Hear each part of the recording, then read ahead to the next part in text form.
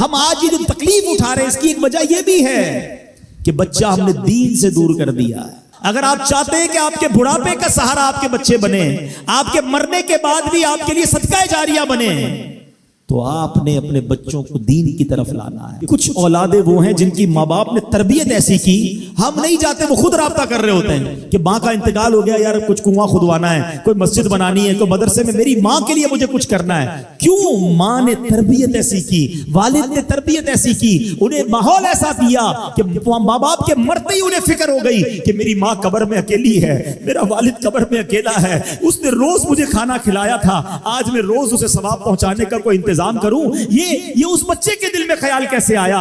क्योंकि अल्लाह ने उसे अच्छा माहौल अता किया, माँ बाप ने उसको उस माहौल की तरफ बढ़ाया। तो मैं यहां वालिदैन से गुजारिश करूंगा कि खुदारा अपने बच्चों की ऐसी तरबियत करो कि बुढ़ापे में भी तुम्हारा साथ दें और मरने के बाद भी तुम्हारे लिए